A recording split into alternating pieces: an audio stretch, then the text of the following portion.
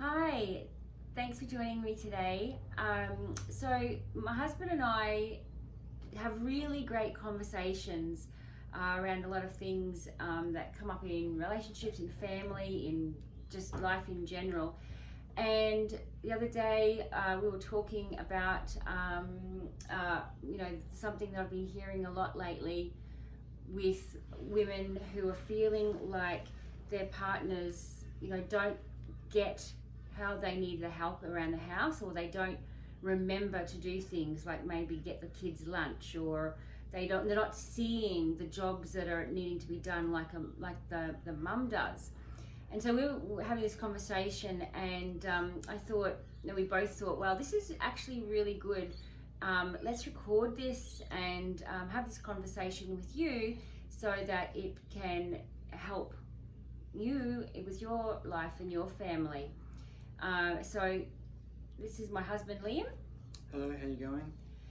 And let us know. I'm Tara, by the way, if you don't know who I am. And we are going to talk about today what makes, like, Liam's basically doing the male perspective, and I'm coming from the female perspective. And it's a really great way to communicate these issues and just have another perspective. So a lot of things that we've been hearing, or I've been hearing around mums not feeling that they're getting the support that they want or need, and that the male partner is not seeing where there needs to be the help done, or they're not, remembering that the kids need to be fed. Like, they might feed themselves lunch, but they're forgetting to offer the children lunch, or just other jobs around the house so we were sharing about the male perspective there. Yeah, I think so I started saying how this may be a controversial statement, but men and women, or male and female, from a biological point of view, they aren't made equal. They're made differently, but we are made to be compatible. So together you can achieve a lot more together. And from that perspective, like, it's also how males are brought up. Like, if things are being done for you, you're not learning how to do that for yourself. Or you're at school all day, right? Yeah, you're at school all day and your mum's doing everything for you. And then as you get older, that's transferred to you being out at work all day if you're still living at home. Or if you get maybe not if you get a partner straight away, you're still doing things for yourself. But I think it's like you're at school all day, your mum's running around doing stuff for you, you get home and dinner's made, laundry's done, all that sort of stuff. Not seeing behind the scenes. Yeah, so you don't see behind the scenes. And I know I was the same way doing that. Like, my mum got us to do a few things here and there, but it wasn't like we weren't necessarily taught, this is what has to happen, that's what has to happen. And the things to look out for, I guess. Like there's not a routine. I guess a mum has most times has a bit of a routine or an idea of what, you wake up in the morning, you might get the laundry done first up, and then you get this done, that done, that. You sort of fall into this, like, the things that are necessary to do. Whereas if you're just given a job here and there, you're not kind of given a routine. And that's the same with, like, if you're at the male is at work all day. Once again, they're not seeing what's happening behind the scenes if the mum is at home with the kids. And they get home and they just, like, put their stuff down and go and do whatever, rather than come in and ask what's going on. Do you need a hand with this? There's that training you said the other day. It is a bit of training. It also takes a bit of, also need to be conscious, but it takes communication between the couples as well, rather than, I find with a lot of women can be silently what's the word? Resentful or passive aggressive? Passive aggressive, and just be silently resentful for a while, like, and then it builds up until, you know, they'll walk in, their partner could be, you know, playing games on the computer or doing whatever. They just come in and spew, "You'd never help me, why can't you see all of this?" And so rather than, and then the husband will either, or the partner will either scream and shout back, or just keep retreating into their own world because she's a bitch and she just keeps pounding on me all the time, rather than waiting until it builds up and then you have to vent that. Like, just start going, "Hey, would you mind, I really need, when you come home, I need help with this." Like, and then, you know, just a couple of things here. You know, and it is going to take training. It's going to take a form of repetitive behavior until it clicks into place with anything.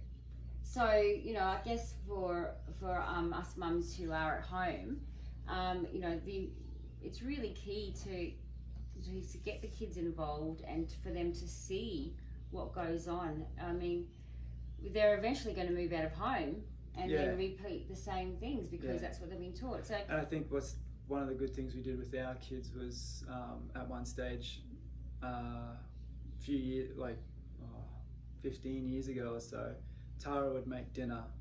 I would get up and do the dishes, but I was also clearing the dishes that were already there, clearing the table and wiping up. And then, and our kids, our boys were 6 and 9 or something. And and our eldest was probably and so coming and going. And so we just said, okay, enough of this. You know, we all live in the house together. If one person cooks, then you can wash up, you can clear the table, you can wipe up. It's been pretty much that way since. Yeah. And then that way, you're teaching them. You're teaching, whether it's males or females, you're teaching them from the start that living in a house is a communal effort, and you actually need to be all need to be helping out. Yeah, that's excellent. So basically, the keys that we're covering here is one, the communication. Not letting it get to that point where the mum's exploding with, you know, and just being so angry at the partner, and being able to express what is needed throughout the day, and in the evenings. And the other thing was to the training. We don't really want to call it training because it's not like, you know, we're like, no, but teaching life skills. Yeah. So and how to, like, an example is, like, I'm still like I'll come home from work and Tara might have gone to work, and then she gets home at 6 or something, and then she'll say, "Was the there was washing in the machine, did it get hung out?" Now, because I wasn't home and didn't see the washing being put on or didn't know it was there, like, I don't think to check the washing machine. Well, no, but because also our washing machine is underneath the house at the back of the house. And I do usually leave a note though, or send a text, I guess, and things like that. Yeah, I don't just leave it for mind reading.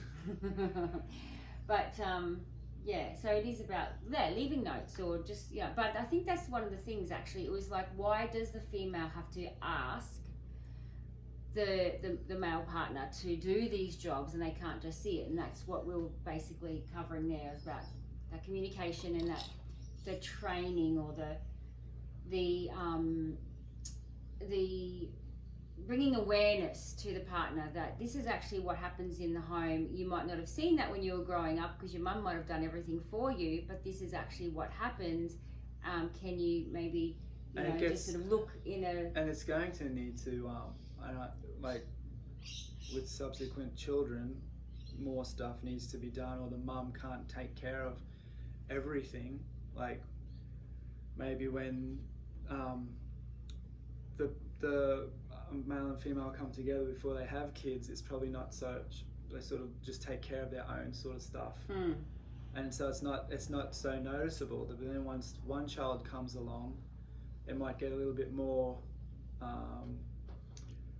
challenging or busy for the mum, because there's also that child to take care of. And then as subsequent children come along, there's a whole lot more washing, more Well, we gave up ironing years ago. Oh yeah. So there's more stuff like that, more things on the floor from your kids.